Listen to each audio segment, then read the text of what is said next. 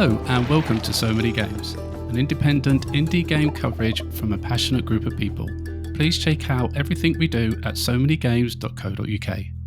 My name is Jason, and episode 3 of the podcast brings us to one of my favourite games of 2024, Arranger, a role puzzling adventure. To help me in this conversation, I am joined by two of its developers, Nico Recabarren and David Hellman. Thanks so much for joining me, guys. Thank you for inviting us. Pleasure to be with you. Thanks. Yeah, it's really, really cool that you're here, and very excited to get to talk to you about Arranger because, like I say, it was one of my favourite games of last year. In fact, I can't remember, I put it in the top 10 now. I think it might have been number 3. I think I put Arranger at number 3. So nice. Yeah, we're happy of being among the best 10. So that's amazing. Thank you. Yeah, that's incredible. But now I'm desperately curious what are 1 and 2, Yeah. and what do we need to do to what's your price? Well, thankfully the other 2 games are quite in different genres. So you've kind of nailed the puzzle game for me for last year. So okay. You can take that if you like. But the other two games above that were Caravan Sandwich and Dungeons of Hinterberg. I don't know if I don't know if you two have played those games at all. Yeah, I played Caravan Sandwich and I really loved it. Yeah, cool. I'm sadly behind on some of the better new games. Mm-hmm. But something to check out. Yeah, I mean, you say that. It sounds like I just play up-to-date games, but I do not. I am still hammering away at the backlog, and I'm still only this year played Undertale. So I think that says everything, really. But yeah, two of developers from the great Arranger. And before we get into the game itself, I'd just like to get a quick introduction from both of you. A little bit about how you got into games development and kind of like what role you played on Arranger. So let's start with Nico. Okay. Hello, I'm Nico.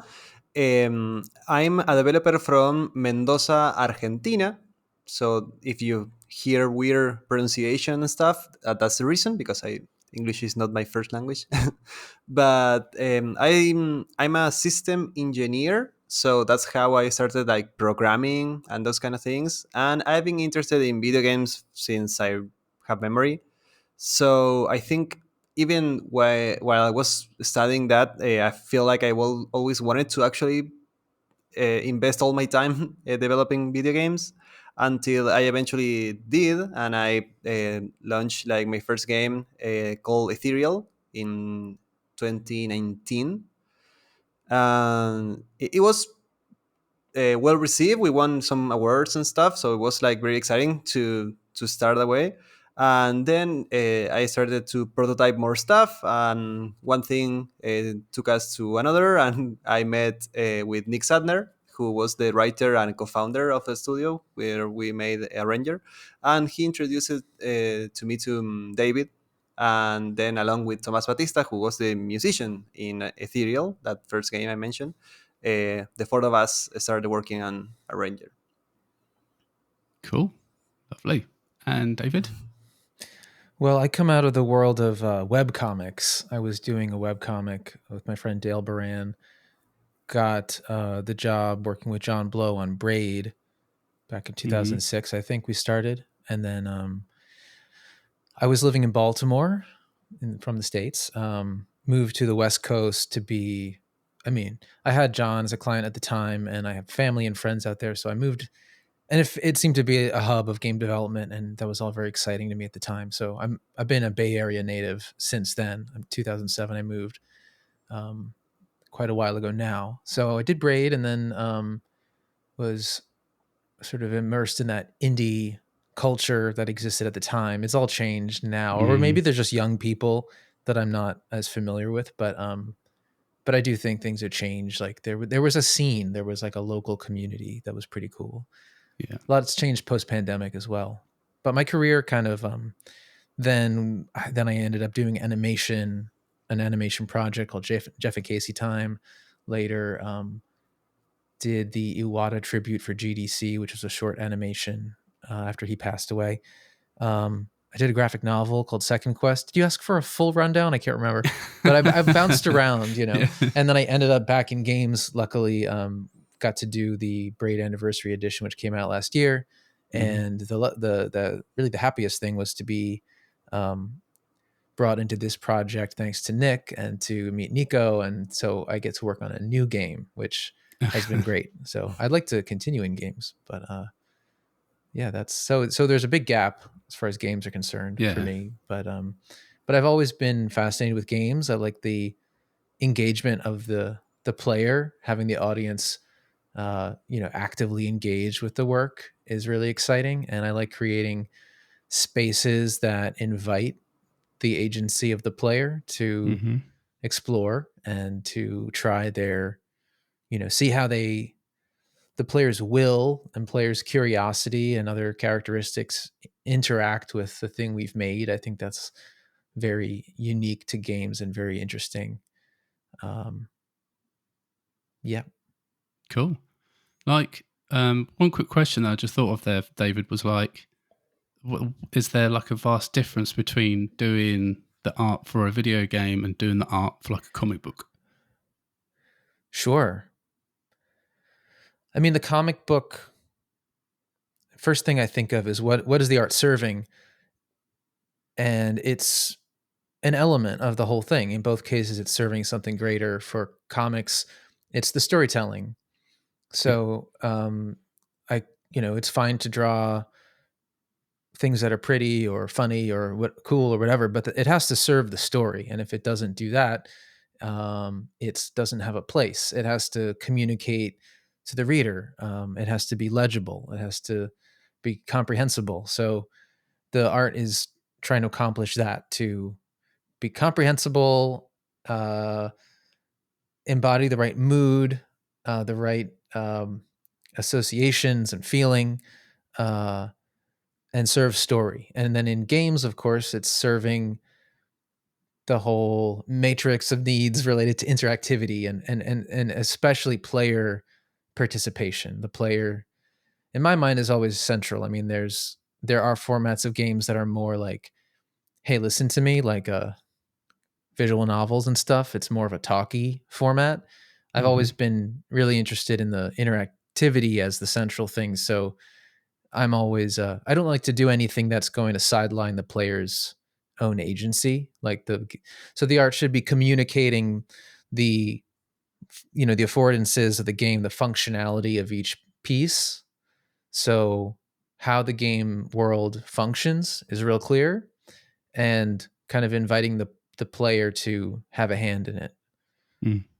And serving in a way, like I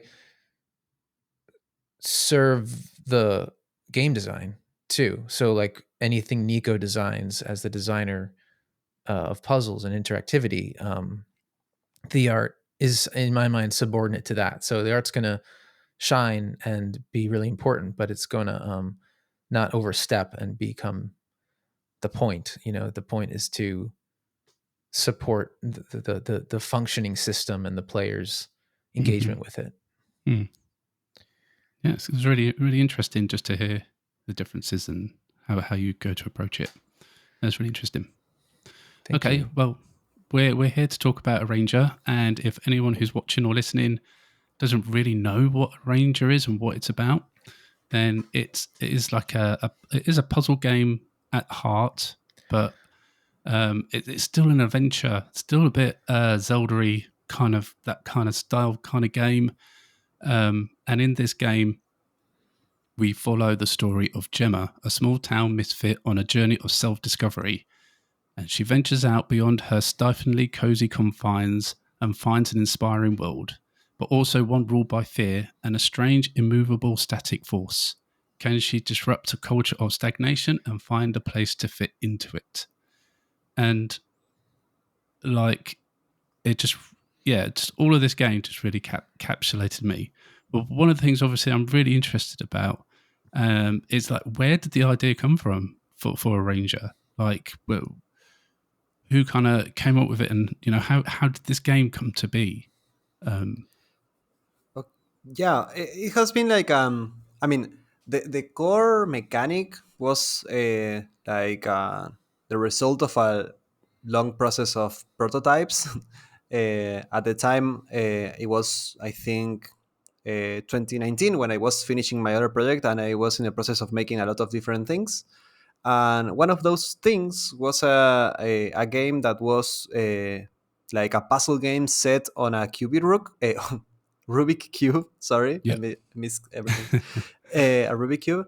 So the idea was that, of course, you were like moving the whole like row, and then stuff happens. But the one thing that I didn't like was that a lot of the elements of the puzzle were like hidden behind of the cube, because when you see a cube, there are always no matter where you look at it, you always have at least three faces that are hidden. So I didn't like that. Like I wanted to have something similar, but with all the elements of the puzzle like visible to the player at all times.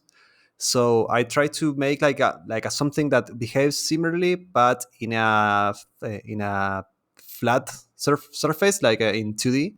So Hmm. that's how the movement became a thing. And then just playing around, I had like this gif that was, to me, was very funny, that was actually like a character that was chasing another character, and just because the Hmm. character was moving, the other character was escaping the main character. And to me, that interaction felt so natural, like entwined between the gameplay and the actual, like, I don't know, like funny bit, Mm. that felt Oh, like, yeah, yeah, yeah, I that loved that it. I loved that whole thing. I think that kind of like just really, I don't know.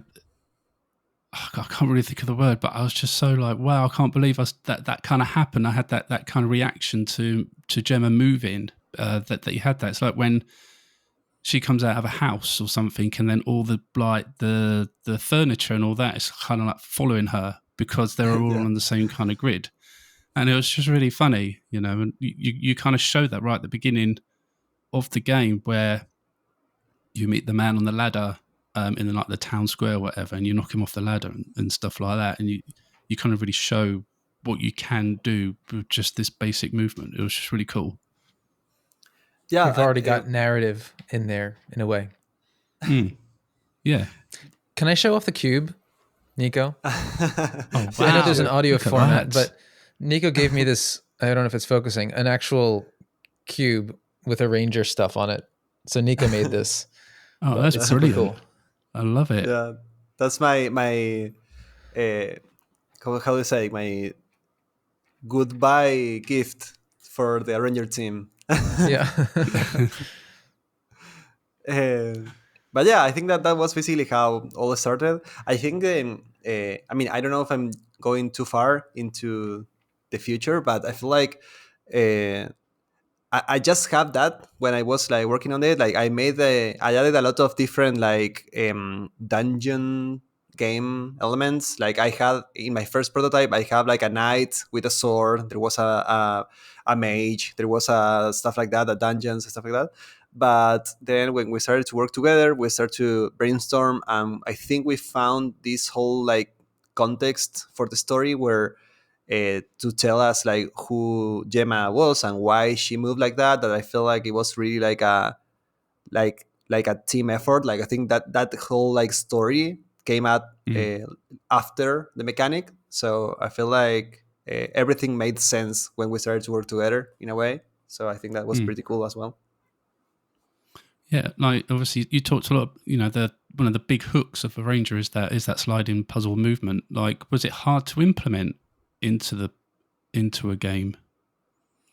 Um, Not really. I think once we understood like the rules, which change a couple of times based on the stuff that we were testing, but at the end it was basically just knowing that some things will move and others won't, and just with that, I feel like everything else was pretty much easy to implement. I guess the challenge that we imposed ourselves was that every a new set of puzzles was going to be a new thing. It's not that we had like one kind of puzzle, and we repeated that one until it was like more and more hard or whatever, harder. Sorry. Actually, every time that you find a new puzzle, it's based on the same mechanic, but it's a different kind of interaction. So I think that was the real challenge, but the implementation of it was one of the first things that we actually finished, and it was working. Mm-hmm. Sure. And like obviously one of the things that really work into like the mechanics of the puzzles itself is the whole kind of wrap thing. Like you can slide off the end of one row and then appear on the other end, which did throw me around a little bit in places. Just it kind of mucks with your head a little bit, doesn't it? Because like, oh, if I slide up here, will I end up there or will I end up here? And I do remember spending quite a lot of time on one particular puzzle, just trying to figure out how to move the stones to get them in the right position, so then I could wrap around to get into this bit and all that. And it was really kind of clever way of implementing the puzzles into the game. And I was just kind of wondering whether that kind of wrap feature was also like planned, or did you like stumble across that idea? Yeah, I mean, what was always part of the core system. This idea um, that you will like move the entire row like a cubic, like a Rubik cube, Yeah. like requires that the object like appear on the other side once you roll it. So it was like part of the core mechanic from the start. It was kind of, I mean, I, I actually did like that prototype like I don't know 3 times or something like that. So every time that I made the prototype, I changed the way I implemented that particular system, because to me it was kind of complicated to actually do it in a optimized way. But I think that's the only like big challenge. I think eventually we've made one that worked, and it was in there from the very beginning. In fact, if I see the code now, it's probably impossible for me to understand like something that it was made so early that it's probably now like ancient code I can't really read anymore. No Arranger 2 then. You've heard it here first. Maybe if we use the same code, I think we're fine. Sure. We can change a bit. Yeah. And like obviously the puzzles is like one of the main things of the game. And I think one of the things I really appreciated about Arranger was that the puzzles never felt, well, most of the puzzles never felt like they were out of reach for me, because I don't have the greatest skill in puzzle games. There's a lot of these type of games where I just sit there and stare at the screen and go, what do you want me to do? Because I just can't figure it out. And then ultimately end up looking up a guide or something like that to get some kind of hint to what I'm supposed to be doing. But I never kind of had that problem with Arranger. Like they were still challenging, but they were never over challenging. Was that kind of like a hard balancing act when you were making the game to make sure that was happening? Yeah, I mean, it was kind of hard, especially because everyone in the team that was the people that played the game the most, we were super familiar with it. So it was hard for us to understand when it was easy enough, or if it was being, or if the puzzle was way too easy and in consequence like too boring. So I think that was kind of challenging. I was always like pushing to make the puzzles harder, but the rest of the team was always pushing me to make it easier. So I think that was part of the dynamic that allow us to keep most of the puzzles pretty like accessible. But yeah, for sure, was like a very hard thing to balance. Was you like protesting for like bullet hell bosses? Was you? Yeah. Okay, cool. Let's move on to David for a little bit, because obviously, like, Arranger has a really cool, like, unique art style to the game, and it kind of just jumps out at you at the screen and just screams "play me," because it's so unique and so bright and vibrant and just interesting. And and this was when Nico told me that you were joining us. I was like really excited to get to talk to you, so I could hear a little bit on how you came to decide on the art style of the game itself. Oh, thank you so much. Yeah, so I'd love to hear a little bit about, what kind of decisions made you go in the direction that you did for Ranger. Thank you. Well, I'm really happy to hear that it jumps out like that. It does, yeah. We had quite a long, winding road towards the final style, which I could go into, but I guess I'll, we tried a few things first. But what we arrived at was a style that respected the puzzle grid first as the main thing, which really felt right to me. Again, talking about the art as needing to support the gameplay and the game interactivity systems. The grid is where the action happens. That's the gameplay space. So scenery, like art that's telling you what kind of location you're in, trees or houses or other things, that's decorative. So it really seemed to work and feel correct when we made the grid the primary thing and even like the first compositional thing on the screen, and the art ended up supporting that. So it's almost like a bass line of a song. You hear the bass, that's like the spine of the song, and then you may have then a lead guitar or other flourishes or things like eventually some synth loops or something else. But yeah, so the grid is first, and then the art is kind of these modular fragments of the place you're in. So I got caught up in this idea that's interesting to me about reflecting, trying to actually represent the space unconventionally, and to maybe like think about comics as a point of inspiration and collage as inspiration. So rather than just representing the space around the grid in an expected consistent way, like, okay, you're in a forest, so we're going to draw trees out to the edge of the screen.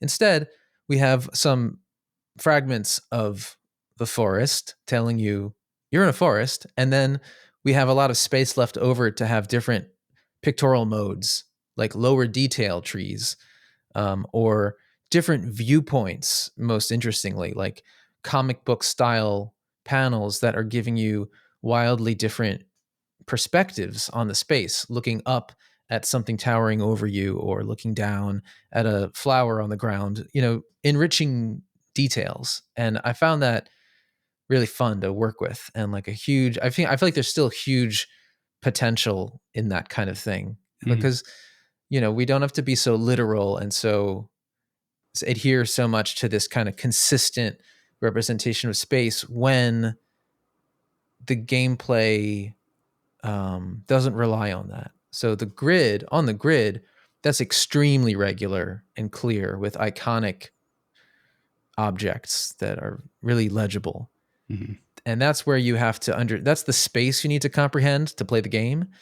But then everything else is decorative and can be very free, but with constraints and rules. So not chaos, but a kind of original scheme that felt logical and like functional. Yeah. One thing that I would like to add to that, because we were at GTC, and David had a chance to give a talk about the whole development of the art from the start until what we achieved at the end. And one thing that he mentions, that I'm going to paraphrase you, but I think was a like very interesting thing, is that in those like shards that we had on the oh, okay, I had like a warning. Sorry. The shards being the comic book panels.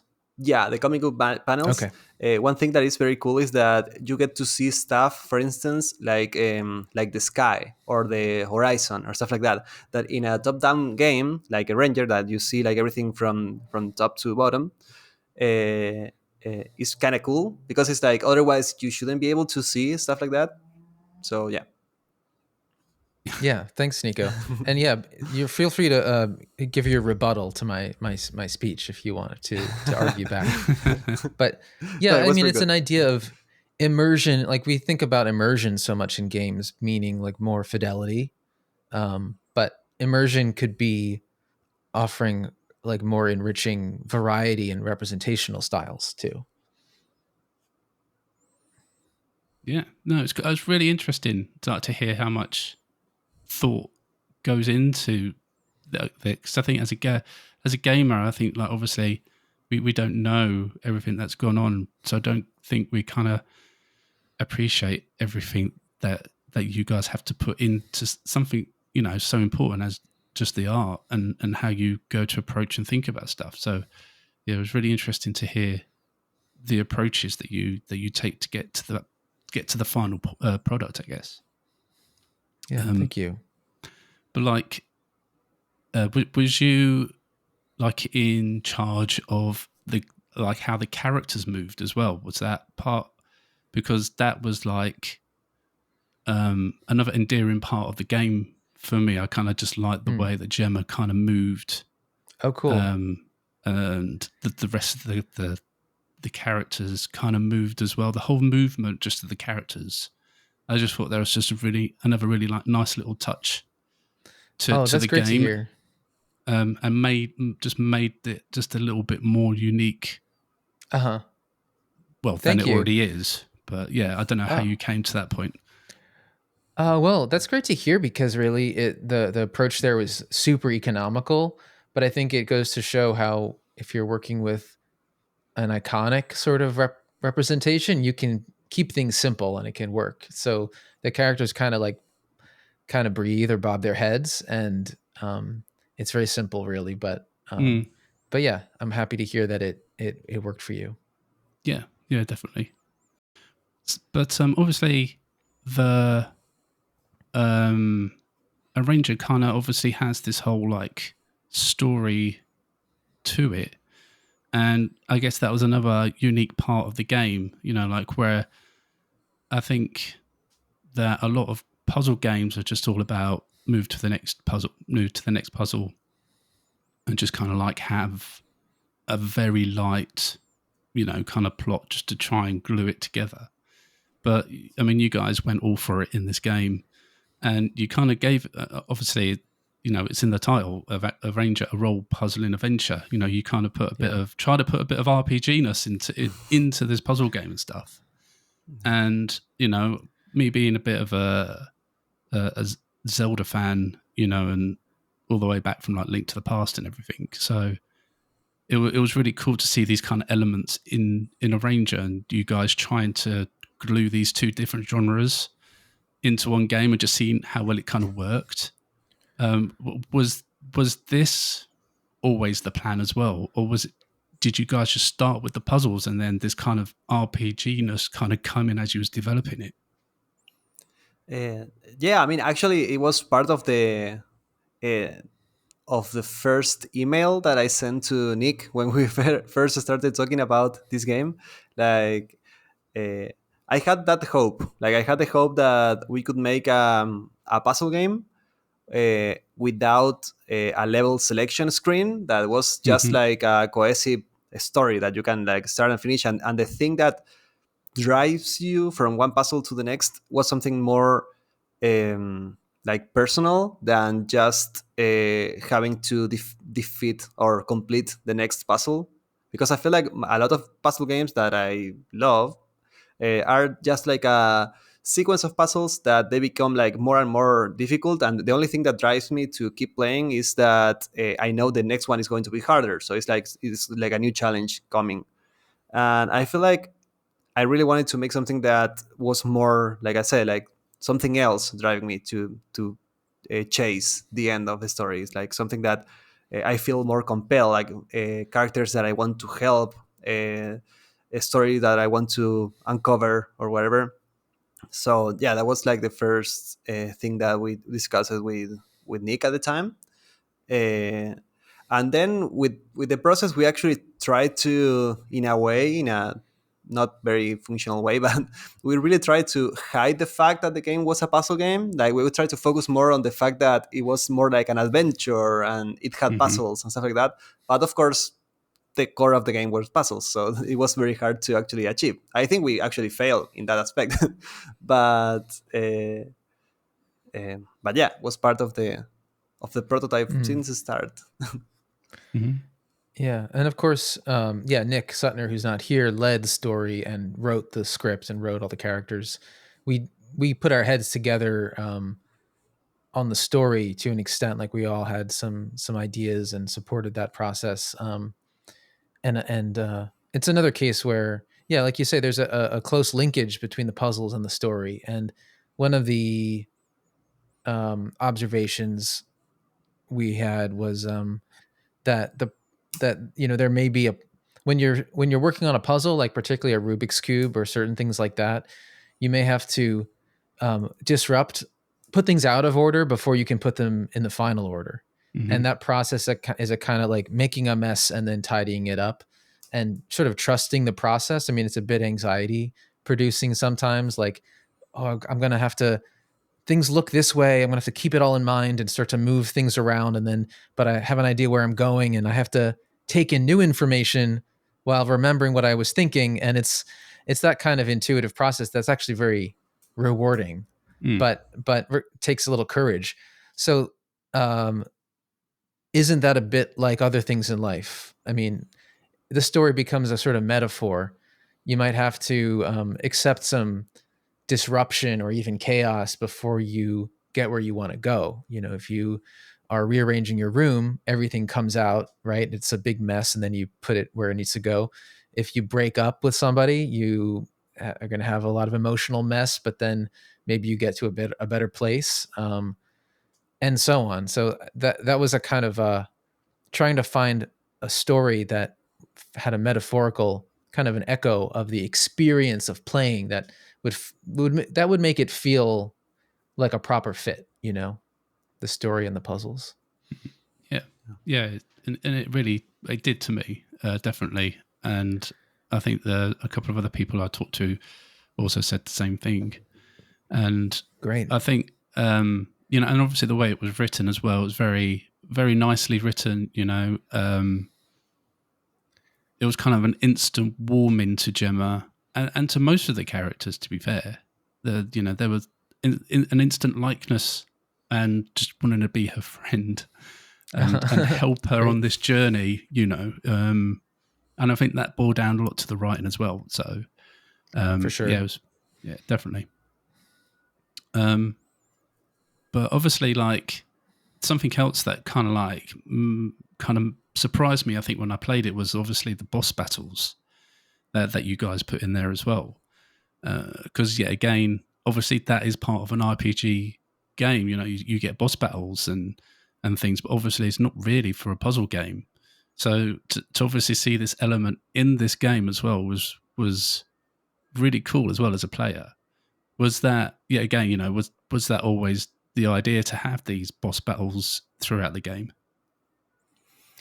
Um, I think so. I mean, the first prototype that I shared with the team had some kind of like harder enemy at the very end, and I even think that it was called boss or something like that. So it probably was like the intention from the start.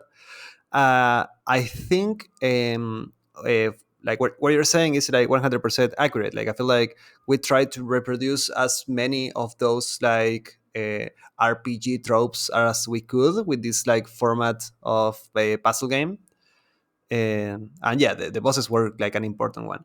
And in fact, it's kind of funny because if you, it's like mostly given because of the context that the game puts you in, but it's just like another puzzle. It's like you are always like going through this sequence of puzzles until you get to that boss fight that is in fact a new puzzle, but in the context of the game we present it in a more over the top way. It's like Mm. here is like this final puzzle that is actually a combination of puzzles that you have been solving, but now you have a monster that you have to defeat or whatever. So it's kind Mhm. of funny how just the setting gives too much to the experience, and that Mm. was pretty cool to Yeah. find out. Yeah.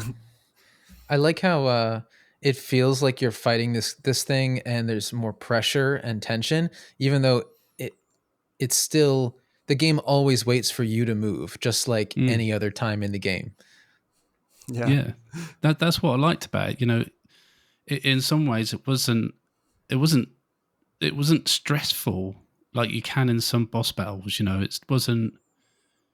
You didn't.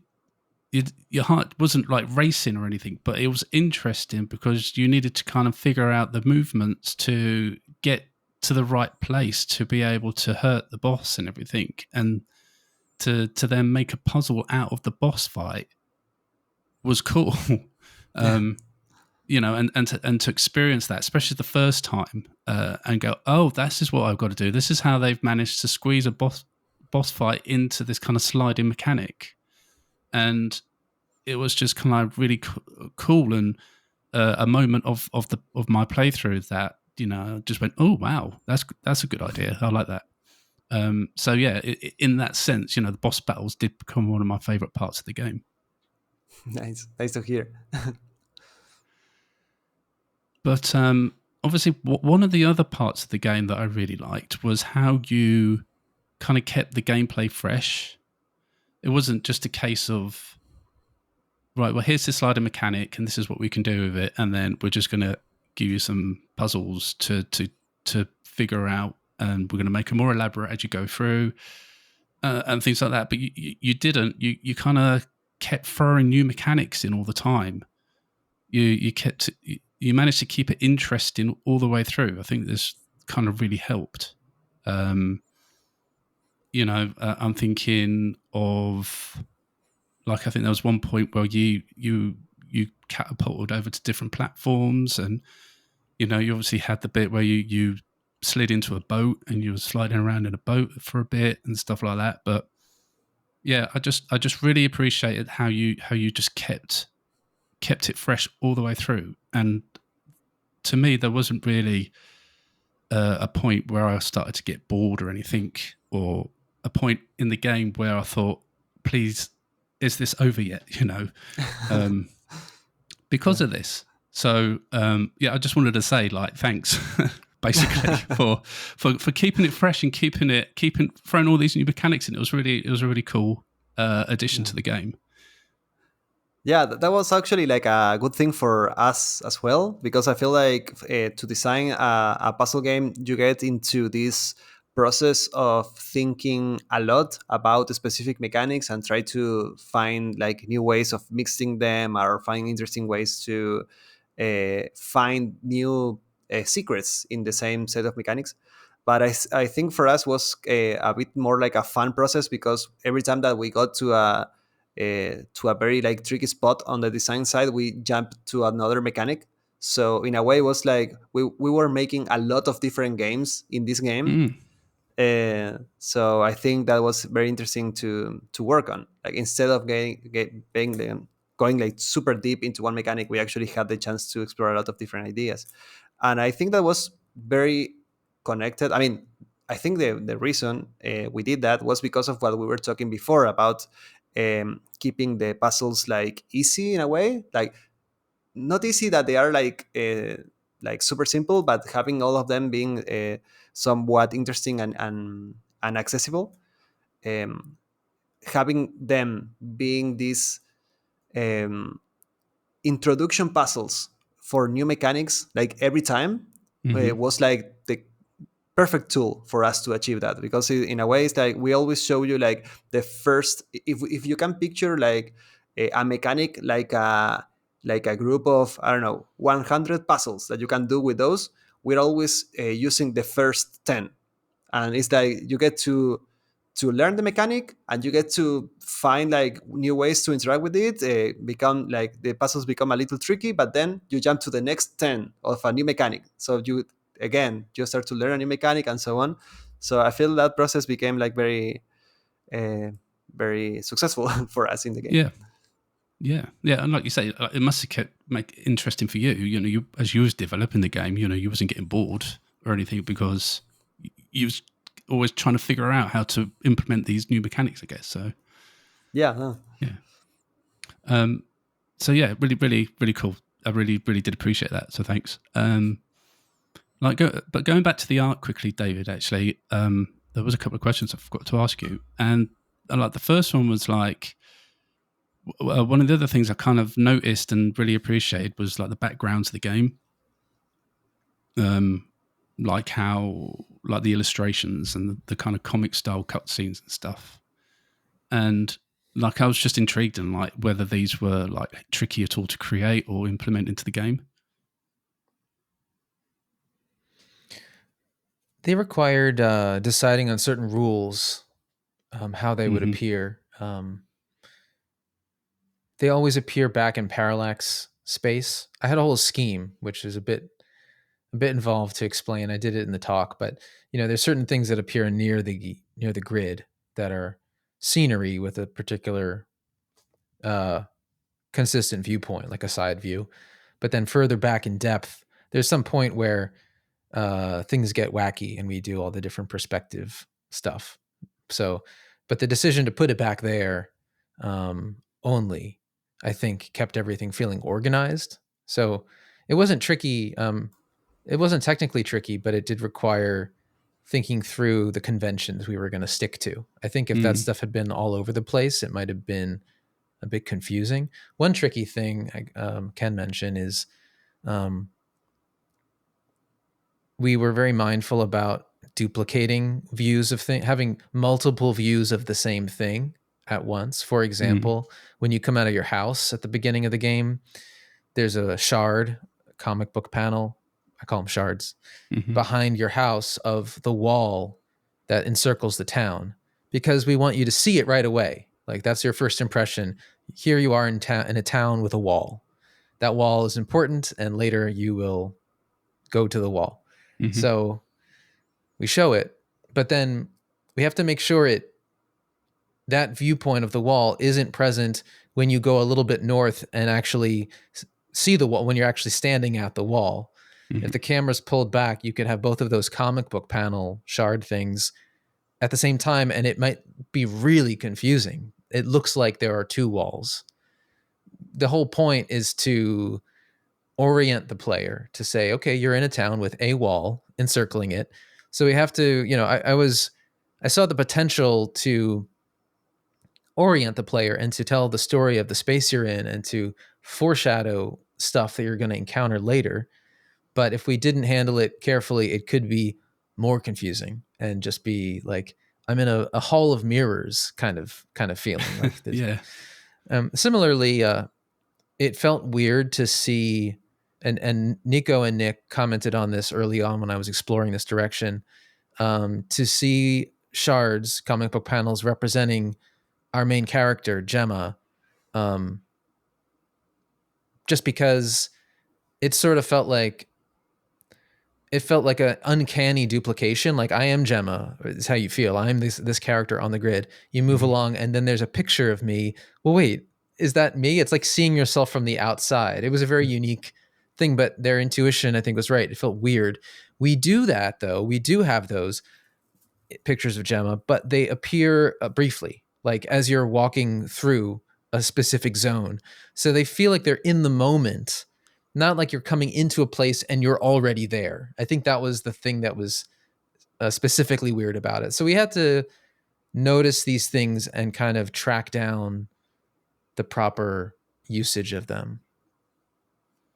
Yeah, that's really interesting, actually. I don't know. I obviously didn't have an expectation of what the answer would be, but I don't think it was that. I wasn't sure either before I started talking. The cutscenes were really cool because it was a nice break, I guess, from the main thing and be able to see Gemma in a different light, and in different angles and things like that, and give a bit more emphasis on her and what's happening at that particular moment. I guess it was an easier way of portraying what was going on, I guess, in those sections of the game. Yeah. But there was still very, very a cool addition to the illustration. Thank you. You're talking about the ones that appear as you press a button, or they kind of stack up, like before the boss or after the boss. Mm-hmm. Yeah, those were fun to do because it looks like a comic. Again, it's sort of like a comic, but comic you read in a particular order, and these, that is left to right, top to bottom. These panels were just like stacking up in a pile, kind of, but they do form a composition, and I was keeping track of what would be covered versus remain in view. So, for example, we introduce a tile that's like a large event, like a thing explodes, and then the next tile, I'm saying tile now, that sounds confusing. Panel, the next panel, the next illustration is like a character reacting to that, but we keep the explosion one in view because it's so dominating. And now that we want you to have that in mind when the reaction image comes up, but then there might be the next panel may kind of be that character doing another thing. So it goes over the reaction. So you're kind of replacing it. So that was another case. I haven't talked about this stuff too much, but it's interesting because that was another format with its own conventions that was fun to play with. And because they appear one at a time, they don't go top left to right. It's just the new one is clearly is the next one in the sequence. So they can be anywhere. So the composition kind of moves around the screen. Yeah, I think doing it that way was was a good way of doing it. It did, for me as a player, made it more interesting than just having, like you say, like top left, down right kind of stuff, like a standard comic. Thank you. Having those I love that. Panels was cool. I'm sorry I interrupted you because I actually get excited because it's quite fun for me to play with, like to feel like I'm playing with the conventions. Yeah, and that makes it more interesting. Definitely, it makes for a better game. I think when you're trying to do that, you're trying to play with the conventions and try to come out with something a bit more original than what other people have done in the past. And yeah, it's just a really good addition. But like, I guess I'm just quite intrigued on like throughout that the whole game and you doing the art through the whole process. Like, was there a particular section of the game that you enjoyed doing more so than other parts of the game? Enjoyed. Well, I'm not sure. I think immediately of the forest, the first wilderness you enter. It was the first area I did in that style. I mentioned there were different tests before that, but in the final kind of drawing style, the forest came together, and I like drawing trees in general, and I like the palette, the cool blues and greens. So that was my favorite. And actually, I reworked a lot of it quite late, like quite near the end. So it didn't change dramatically, but I tidied it up and kind of simplified the layout a lot, and felt really happy with that. I also the desert I was pleased with in the end, and the palette changed quite late. It was dominated by a lot of bright oranges and pinks. And it was just a bit too much overall, too bright and not enough emphasis, not enough visual hierarchy, meaning emphasis on what was important, letting other things chill out and fade back. And the final version has a lot more gray and desaturated parts, which I think feels like to me really lovely and rich with there's still bright parts, but it's much nicer balance. That's what I think of. The dungeons were cool too. They had there are repeated dungeons through the game, and there's a certain style, a certain motif that we return to with tweaks, with kind of an elemental motifs each time. I don't know. Was that was that something you did like from the first dungeon to the last dungeon? You kind of try to make them a little bit different each time, or? Yeah. I mean, the idea is there's a kind of religious temple of some sort in each town, and that's like the last thing you enter. So it is trying to capture some of that Zelda feeling of like trespassing into a sacred place. as like a little upstart, young upstart, making a mess in there. Mm. And so it should have like an atmosphere that's impressive, and yeah, it gives you that feeling that maybe I shouldn't be here, kind of. Yeah. And then each one does have to differentiate them, they have different colors and different like the back layer with the imagery that's showing through the windows. If you play it, changes in each case. So there's also that, like, again, in as sort of a Zelda reference, like forest, what is it? Forest, water, flame, or like whatever, Right. tree, water. I don't know the elements. It's not too heavy-handed, but that's kind of in there as an influence too. Yeah, I never really put that together, actually. The whole really? different elements things, but now that you say it, yeah, definitely makes total sense. Okay. Well, I'm just kind of interested to learn if you guys kind of came up against any hurdles during development. Was there like... Nope, I don't think so. This interview is over. Nico? Yeah, we had every possible challenge. No, I don't know. It was hard in many ways, like like every game, I guess. We were planning to launch the game, like, I don't know, in like 6 or 7 months before we actually launched. So we had like a delay at some point.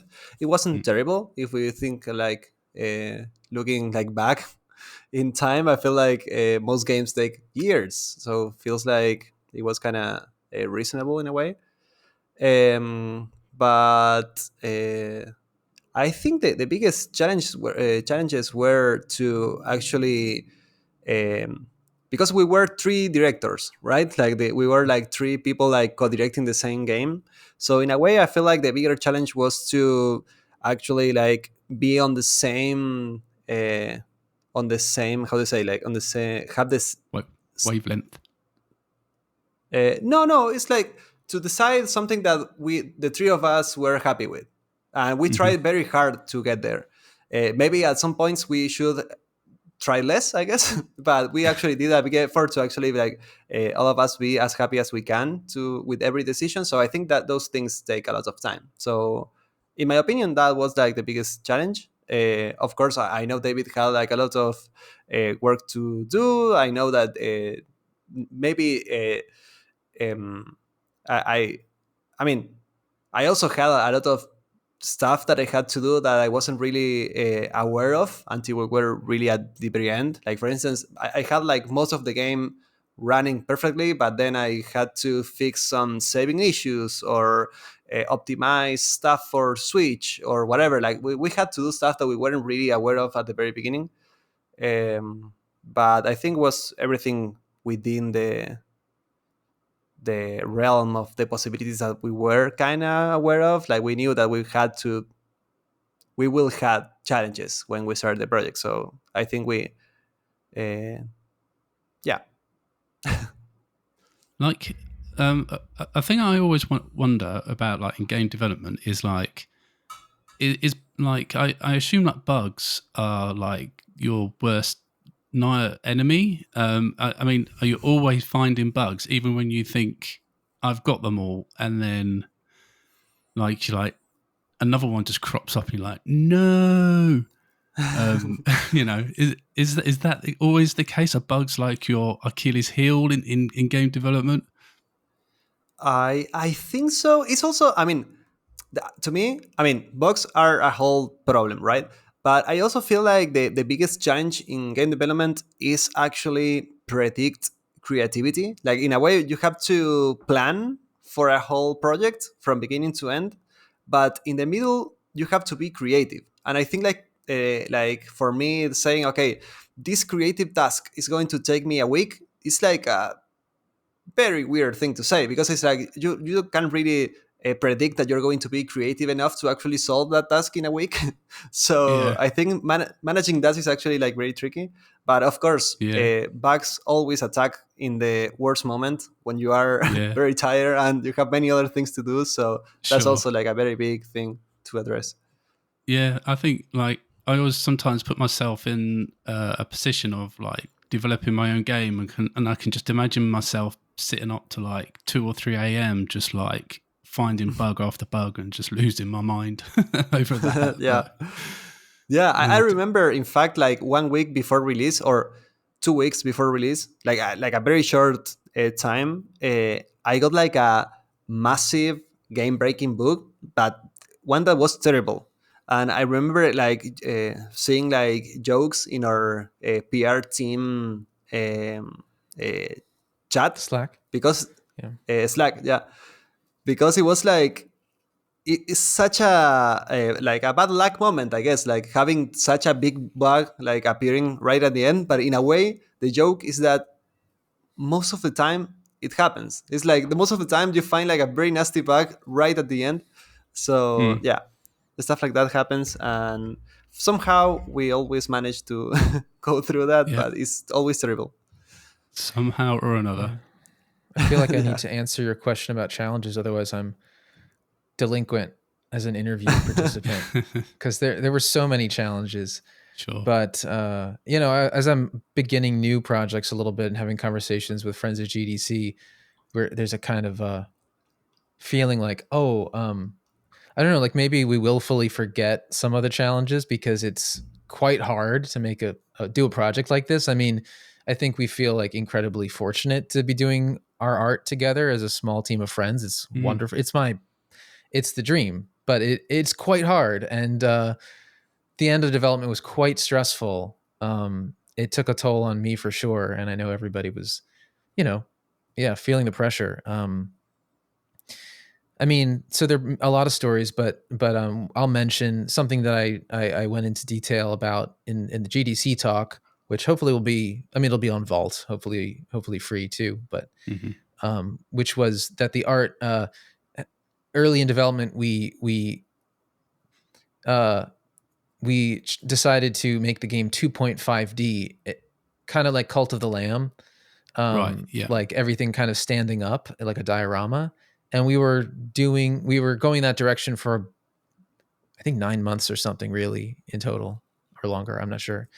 And it just raised too many complexities that I wasn't able to keep a lid on. Like I kept exploring all the wonderful creative implications of that, but it was kind of too big of a space for me to play in for this project, which we wanted to complete within a couple of years. So um, it was a can of worms or a Pandora's box, or pick your metaphor. So we pressed the rewind on that and went to 2.5D, which left us without any distinctive visual calling card for a while. So I was very demoralized for like half a year, and then Mm, or more, and then at the end of the year, we had a schedule problem resulting from all the different directions that I've been trying that were not cohesive, which resulted in this the format that's in the game that we've been talking about describing with the comic panels and all that came up a year and a half into development as a not only a visual, like a distinctive visual approach that could be a calling card for the game, but also a schedule solution because it was faster. I mean, drawing all the comic panels took time, but mm, the baseline needs of each area became much simpler because we could almost like a template, like put in the background, put in 3 or 4 scenery objects, and it was done. And with the scope of the game, which by the needs of the story and everything else, involved a lot of different locations and characters. It's not a game. There's a lot of variety to match all of the creative puzzle diversity. Yeah, we needed to cover a lot of ground. So, and then things came together kind of late, which I have a lot of friends say this is kind of typical, but it was mm, quite stressful. Just feeling like the game didn't feel, and I have heard this. It's not uncommon, but it felt like it was so far from done, and then it was like bang, bang, bang. Now it's done. It was so late in the process that it felt finished. Like it's not the way I had hoped it would feel. You want to feel like, okay, great, it's basically in great shape, and let's spend 4 months just kind of improving it. And that's not mm. how it was. No. But somehow by the end, we felt like it was Indiana Jones grabbing his hat as the door closes, Yeah. kind of thing. Yeah, you hit a bit of crunch then, unfortunately. So, Yeah. But like you say, it happens quite a lot, I hear, in game development. And, like, I don't know, like, what people think of game development, really. But, I mean, it's hard. I mean, it's hard to make a game from start to finish, from concept to the finished product. It's... If I had a hat on, I would definitely take it off and tip it to you, because it's a really hard thing to do, and it's very skillful. And I don't think a lot of people really appreciate really everything that goes into making a game. For every element of it, really. And and it's weird because you do have all these different types of elements in a game, and they've all got to come together at the end to make one big cohesive thing. And then when you've got to throw in everything else, is it original? Has it got interesting story? Has it got great art? The music and in the story and all that kind of stuff. It's just it's very difficult. And my hat goes off to you guys, because it's a great thing to do. Thank you. Thank you. There is this expression, I don't know if I'm going to say it correctly, but it's like overused already in the medium, but I think it's correct still, is that every game that comes out is a miracle. Like Yeah. like it's not like, Definitely. it doesn't matter the amount of production budget that you have. It doesn't matter how skillful your team is. It's like every time is a miracle. It's like there is so much randomness and chaos, and this thing about like being creative or finding the solutions that you need for every project is like, it's such a lucky thing that you came out from the other side with a game that you can publish. It's like an amazing thing. Yeah, and to be proud of, like you guys should be of a Ranger, because really, really cool stuff. Is there going to be? I know in a certain part of the world there is a physical edition of a Ranger, isn't there? Is it? Oh, here it comes. in this part of the world, precisely. Wow, look at that! Beautiful. Super Deluxe, our friend Super Deluxe produced this version in Japan. That's right. Yeah, I heard it was in Japan.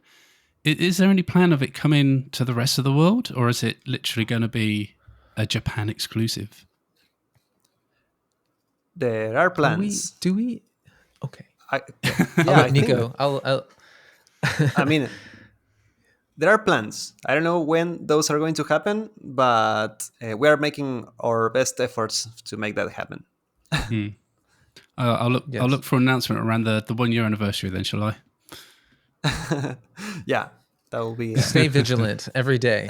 Every day, absolutely. Don't worry, because I'll be there to grab my edition as soon as it is available. Though I guess there's nothing stopping me from getting the Japan version. I assume that's in English, is it, David?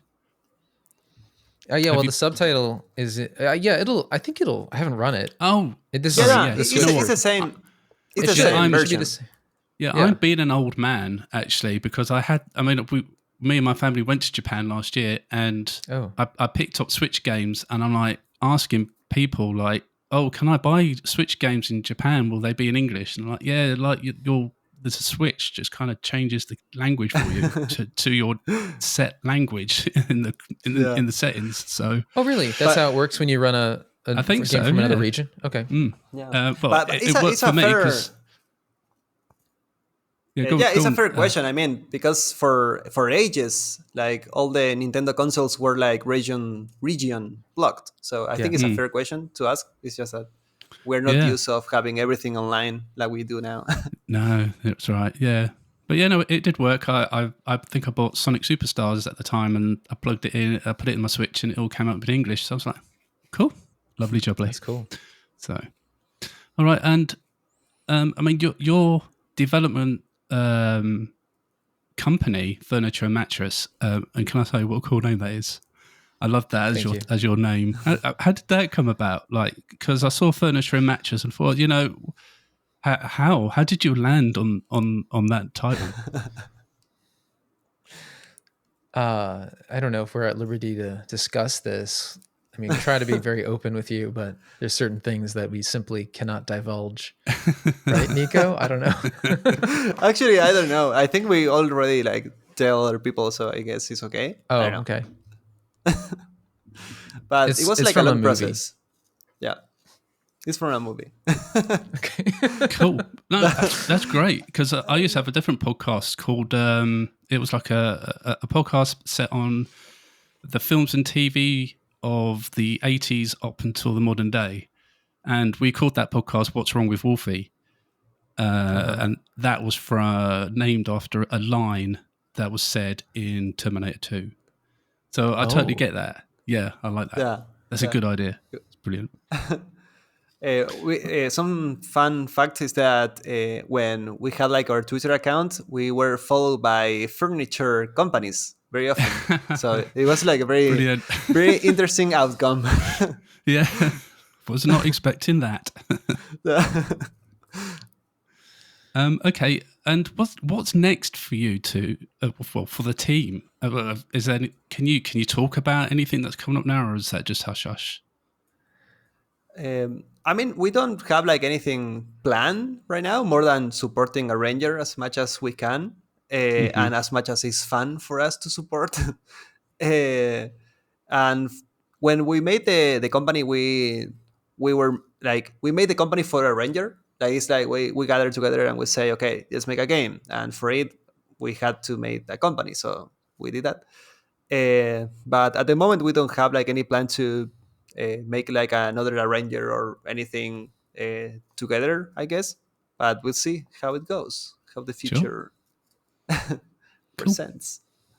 All right. Well, my last question for you two is, can you explain a ranger in one word? One from each of you. Explain. Or, if you could, if someone said, what is a ranger in one word, what word do you think you could choose to say that in? I think my preferred word to describe a ranger is probably going to be messy, which is also my favorite football player. So nice. Yeah. Yeah, no, that's good. I can see that. It can get quite messy when, Gemma's decided to drag everything out with her around the place. Yeah. So, yeah, definitely. Have you got one, Dave? You don't have to answer. But fragmented. It's fragmentary. I was going to say, well, I guess I have to just go with one. Fragmented. Mm-hmm. And I don't love that, but that's I'm on the spot. That's what you can come with. That's fine. Yeah. I should have put that in the emails before to give you some warning, but so I do apologize. That's my fault. No, that's fine. It's kind of more. It's entertainment. And any particular reason why you chose that word? I was thinking of the different viewpoints in the art and the different visual styles and different pictorial modes. The grid objects and the scenery, and then the patterns and the comic books shards. It's fragmented in these different. It's like a kaleidoscopic assemblage of visual styles. Mm-hmm. Yeah, that was my idea. Yeah, love it. Thank you. Well, thank you, guys. It's a massive thank you to you, Nico and David, for sparing some time to join me. It's been a wonderful conversation. I've thoroughly enjoyed it, and obviously, as a host of a podcast, I do look up at the time every now and again just to make sure we're on track. But then, every time I did, I was like, "Oh my god, I can't believe that much time has gone by," because it's just flown by. And really, really do appreciate the insights and the information that you've shared with us on the podcast. Thank you very much. Yeah, we're delighted. I think it was a great conversation. I think you asked great questions. Thank you. If you can tell the people where they can find you, any projects that are coming up that they should look out for, where they can follow you on socials and all that kind of stuff, then this is the space to do that in. So David, why don't you go ahead? Thanks so much. Well, arranger.quest is our website, so that'll give you the trailer and all the information, and you can go find it. ranger.quest. And mine is davidhellman.art. And my socials. And I'm David Hellman on social platforms. Mhm. So that's me. Cool. Yeah, I'm Cabezota with two T's, but I don't know exactly if that's easy to understand because I think for it's like a very Spanish word, but I don't know if that's the same for English speakers. But yeah, I guess if you look for me as Nico Recabarren, you're also going to find me. But I know that also very hard to write, so I don't know. I hope you find me if you're looking for me. Don't worry, I'll add all the links to your socials and websites in the description for people to click on, just to Nice, thank make it as easy as possible for them. But yeah, brilliant. Well, thanks again. Thank you, Jason. It's been really, really cool. And that's all from me. Don't forget to check out so manygames.co.uk, and also please take a look at our YouTube channel filled with some first look video reviews and this very podcast. Until next time, take care and happy gaming.